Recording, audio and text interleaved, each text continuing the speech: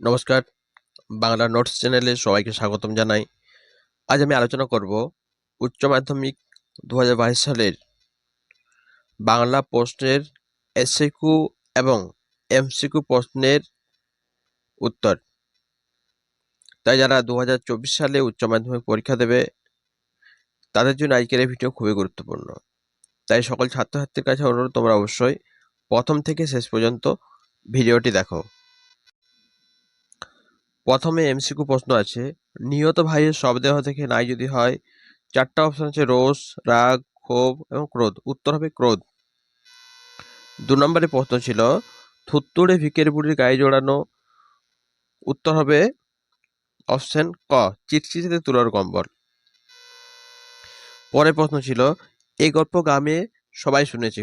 গল্পটা হলো বাসিনী মণি বাড়িতে হেলা ঢেলা ভাত, বাসিনী মণি খুব ভালো লোক, বাসিনী মণির সতীশবাবুর আত্মীয়, বাসিনী মণির বাড়িতে লোকের মেলা। কয়ের উত্তরটা হবে বাসিনী মণির বাড়িতে হেলা ঢেলা ভাত। 4 প্রশ্ন ছিল, হেড পণ্ডিত স্কুলে আমাকে প্রমোশন দেননি কারণ। অপশন আছে, সংস্কৃতে 12 পেয়েছিলাম, সংস্কৃতে ফেল করেছিলাম, সংস্কৃতে 10 পেয়েছিলাম, সংস্কৃতে 13 পেয়েছিলাম। অর্থাৎ এটা বিবাহ নাটক থেকে নেওয়া হয়েছে। উত্তর হবে সংস্কৃতে 13 পেয়েছিলাম। 5 নম্বরে প্রশ্ন আছে, পড়তে জানে এমন এক মজুরি প্রশ্ন কবিতাটি বাংলায় অনুবাদ করেছেন অনিন্দ্য সৌরভ, মানবেন্দ্র বন্দ্যোপাধ্যায়, শঙ্খ ঘোষ না উৎপল কুমার বসু। উত্তর হবে অপশন গ, শঙ্খ ঘোষ। পরের প্রশ্ন আছে, কাল্পনিক যুদ্ধের মৃত্যুতে নাট্যকার বলেছেন স্থেটিক মোড়া, অস্বাভাবিক মোড়া, খুব রোমান্টিক না অদ্ভুত মোড়া। উত্তর হবে স্থেটিক মোড়া। তুলসী লাহিড়ীর পথি নাটক থেকে বলি, আমি তো চললাম, বক্তা কে? উত্তর হবে শম্ভু। পরের প্রশ্ন, অবনীন্দ্র ঠাকুরের একটি বিখ্যাত ছবি হলো 12 ইঞ্চ স্কেচে হলকর্ষণ শ্বেত অভিসারিকা না উন্স। উত্তর হবে শ্বেত অভিসারিকা। ভাত গল্পে বুড়ো কর্তা যা রোগ হয়েছিল, কি রোগ হয়েছিল? না ক্যান্সার। 10 প্রশ্ন ছিল, বড় বাড়ির হোমযজ্ঞ করতে এসেছিল বেদজ্ঞ পণ্ডিত, কুলপুরোহিত, শাস্ত্রজ্ঞ ব্রাহ্মণ না তান্ত্রিক। উত্তর হবে তান্ত্রিক। 11 প্রশ্ন ছিল, সবাই আবিষ্কার করলো ভারতবর্ষ বটতলায় বুড়ি অসার দেহ, শকুনির ঝাঁক না পড়ে থাকা পুটলি। উত্তর হবে বটতলায় বুড়ির অসার দেহ। গোবর গুহের নাম কোন খেলার সঙ্গে? উত্তর হবে কুস্তি। গোবর গুহের নাম কোন খেলার? কুস্তি। পরের প্রশ্ন আছে, রক্তের অক্ষরে দেখিলাম, কি দেখলেন? আপনার স্বপ্ন, আপনার জগৎ, আপনার বেদনা, আপনার রূপ। উত্তর আপনার রূপ। মেঘমদির মহুয়া দেশ আছে খুব খুব কাছে, নিবিড় অরণ্যে, অনেক অনেক দূরে। এটাই উত্তর হবে অনেক অনেক দূরে। তারপরে 15 প্রশ্ন ছিল, চাষাভুষো মানুষ চায়ের দোকানে আড্ডা দিতে দিতে প্রতীক্ষা করছে। কিসের প্রতীক্ষা করছিল? গরম চায়ের, নীল উর্দি পরা চৌকিদারের, রোদ ঝলমল একটা দিনের, শহরে যাওয়ার। উত্তর হবে রোদ ঝলমল একটা দিনের। 16 দাগে প্রশ্ন ছিল, কি উৎসবকে বড় উতলা করে? বাঁধা চালের গন্ধ, যজ্ঞ শেষ ভাত পাবার আশা, বউ ছেলেমেয়ের কথা না ফুটন্ত ভাতের গন্ধ। উত্তর হবে ফুটন্ত ভাতের গন্ধ।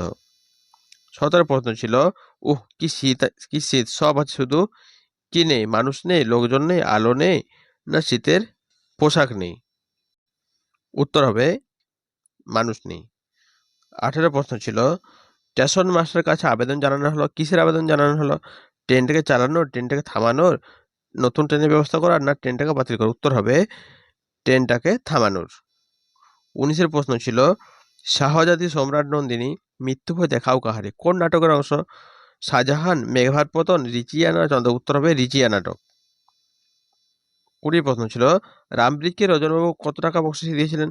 1 টাকা, 3 টাকা, 4 টাকা না 2 টাকা। উত্তর হবে 3 টাকা। 21 প্রশ্ন ছিল, বাংলায় বিজ্ঞান রচনায় পত্রিকা হলো সমাচার দর্শন, তত্ত্ববোধিনী পত্রিকা, দিগদর্শন না প্রাকৃতিক। উত্তর হবে দিগদর্শন। 22 প্রশ্ন ছিল, যে অব্যয় শব্দের শুরুতে বসে তার অর্থের পরিবর্তন করে, যে অব্যয় শব্দের শুরুতে বসে তার অর্থ পরিবর্তন করে তাকে বলা হয় উপসর্গ, বিভক্তি, প্রত্যয় না অনুসর্গ। এটা উত্তর হবে উপসর্গ, কারণ উপসর্গ সবসময় শব্দের আগে বসে, পরে বসলে সেটা হবে অনুসর্গ। 23 প্রশ্ন, বিভাজ্য ধ্বনির অপর নাম কি? বিভাজ্য ধ্বনির অপর নাম হলো মুক্তধ্বনি, পার্শ্বিক ধ্বনি, খণ্ডধ্বনি, তাড়িত ধ্বনি। উত্তর হবে খণ্ডধ্বনি। তারপরে প্রশ্ন আছে, ডাওর কথাটির অর্থ কি? ভদ্রলোক, ছোট লোক, শহরের লোক না গ্রামের লোক? এই যে প্রশ্নটা আছে, এই প্রশ্নটা কিন্তু কোনো উত্তরে সঠিক নয়। এই ছিল তোমাদের এমসিকিউ প্রশ্ন। এরপর আমরা আলোচনা করব এসিকিউ প্রশ্ন এবং সেই প্রশ্নের উত্তরগুলি নিয়ে। এসিকিউ প্রথম প্রশ্ন আছে, বর্ধমানে কোন গান বেআইনি? এই প্রশ্নটা সঠিক নয়। পরের প্রশ্ন আছে, অবিভাজ্য ধ্বনি কাকে বলে? অবিভাজ্য ধ্বনি কাকে বলে?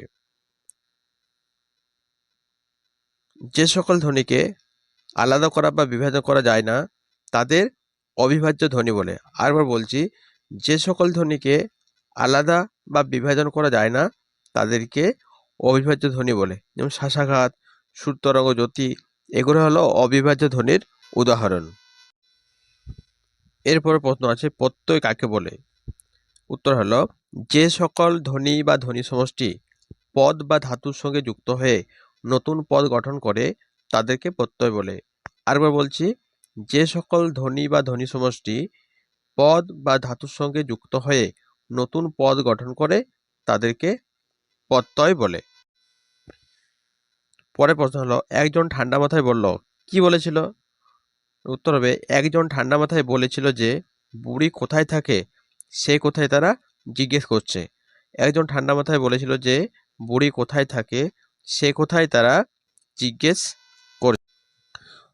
ওই 5 ভাগে ভাত হয়, ওই 5 ভাগ বলতে কি বোঝানো হয়েছে?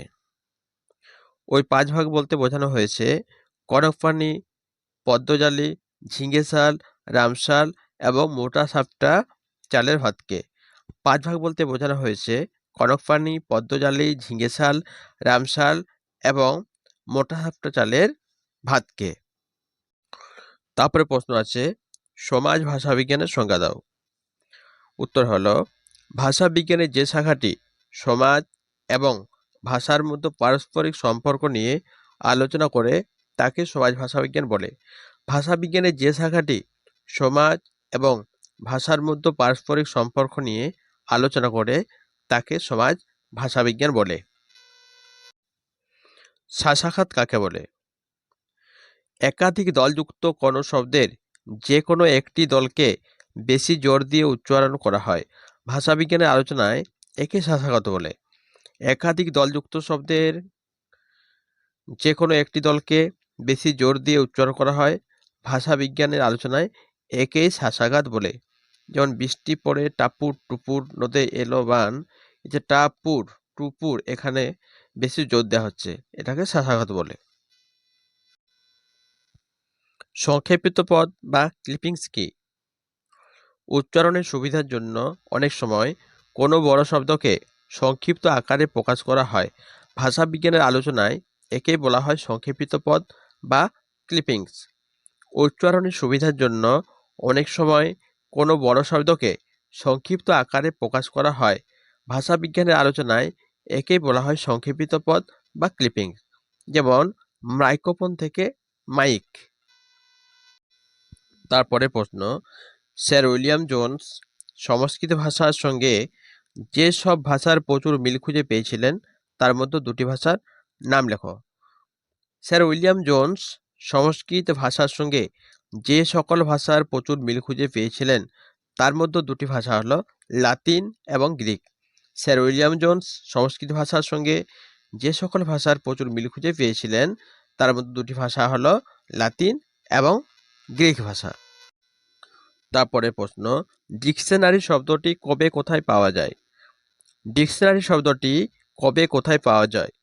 1538 সালে প্রকাশিত স্যার থমাস এলিয়টের ল্যাটিন ইংরেজি অভিধানে ডিকশনারি শব্দটি প্রথম পাওয়া যায়। 1538 সালে প্রকাশিত স্যার থমাস এলিয়টের ল্যাটিন ইংরেজি অভিধানে ডিকশনারি শব্দটি প্রথম পাওয়া যায়। রজনীবাবু ভয়ে চিৎকার করে পিছিয়ে যান। কাকে কি অবস্থায় দেখে রজনীবাবু ভয়ে পেয়েছিলেন? পরনে ময়লা পাজামা, গায়ে কালো চাদর, এলোমেলো চুল বুড়ো কালীনাথ সেনকে দেখে রজনীবাবু ভয় পেয়েছিলেন। অর্থাৎ বুড়ো কালীনাথ সেনকে পরনে ময়লা পাজামা, গায়ে কালো চাদর, এলোমেলো চুল এই অবস্থায় দেখে রজনীবাবু ভয় পেয়েছিলেন। এটি নানা রঙের দিন নাটক থেকে নেওয়া হয়েছে।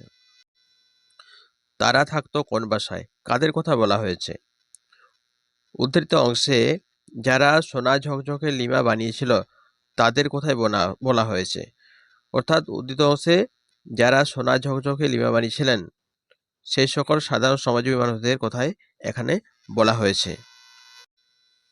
তাতে বয়সটা ঠিক বোঝা যায় না। কার বয়স কেন বোঝা যায় না? না, লম্বা লম্বা চুলে ডেইলি হাফ সিসি কলপ লাগিয়ে ইয়ারকে টিয়ারকি মারেন বলে রজনীবাবুর বয়সটা ঠিক বোঝা যায় না।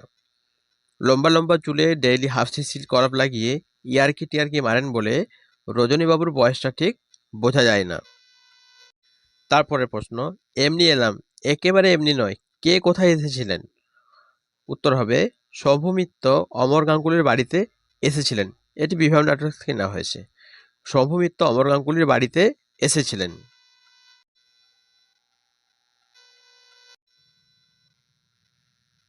আরেকবার বলছি, আমি কৌতূহল হয়ে উঠি। কি বিষয়ে বক্তা কৌতূহল হয়ে ওঠেন? উত্তর হবে গুরু নানক এবং মোর্দানার প্রচলিত কাহিনী শোনার জন্য কথক কৌতূহল হয়ে ওঠেন। গুরু নানক এবং মোর্দানার প্রচলিত কাহিনী শোনার জন্য কথক কৌতূহলী হয়ে ওঠেন। তমে ঘোড়া নেই করি চঞ্চল খবর নিয়ে আসিবি, এই নির্দেশ কে কাকে দিয়েছিল বলে বিভাগ নাটক উল্লেখ করা হয়েছে? বিভাগ নাটকে বর্ণিত উড়ে দেশে যাত্রায় রাজা তার দূতকে এই নির্দেশ দিয়েছিলেন। বিভাগ নাটকে বর্ণিত উড়ে দেশে যাত্রায় রাজা তার দূতকে এই নির্দেশ দিয়েছিলেন।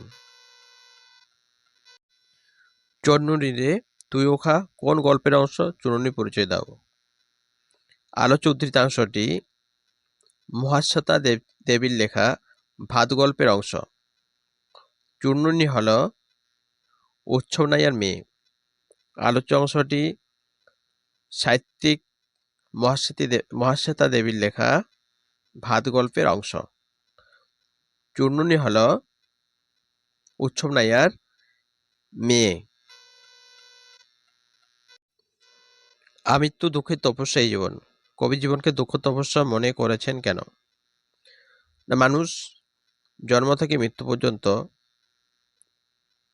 অনেক দুঃখ কষ্ট বেদনা তাদেরকে সইতে হয়। তাই আমৃত্যু দুঃখের তপস্যা এই জীবন বলে কবি মনে করেছেন। অর্থাৎ কবির মতে সারা জীবন ধরে দুঃখের তপস্যা করে সত্যের দারুণ মূল্য লাভ করা যায়। তাই তিনি জীবনকে দুঃখের তপস্যা বলেছেন। সেটাই সবাইকে অবাক করেছিল। সবাই অবাক হয়েছিল কেন? পৌষে বাদলার দিনে একজন থুরথুরে বুড়ি কিভাবে বেঁচে পড়তে হেঁটে আসতে পারল, সেটাই সবাইকে অবাক করেছিল। এসব কিছু শেষ প্রশ্ন হলো, ঘুমিন তাদের চোখে হানা দেয় কিসের ক্লান্ত দুঃস্বপ্ন? কাদের চোখে কি হানা দেয়? ঘুমিন তাদের চোখে হানা দেয় কিসের ক্লান্ত দুঃস্বপ্ন? কাদের চোখে কি হানা দেয়? কবি সমর সেনের লেখা মহুয়া দেশ কবিতায় মহুয়া দেশের শ্রমিকদের চোখে ক্লান্ত দুঃস্বপ্ন হানা দেয়। কবি সমর সেনের লেখা মহুয়া দেশ কবিতায় মহুয়া দেশের শ্রমিকদের চোখে ক্লান্ত দুঃস্বপ্ন হানা দেয়। তো প্রিয় ছাত্রছাত্রীরা, আমার আজকের ভিডিও এই পর্যন্তই। ভিডিওটি যদি তোমাদের অবশ্যই ভালো লেগে থাকে চ্যানেলটি সাবস্ক্রাইব করে দেও। ধন্যবাদ।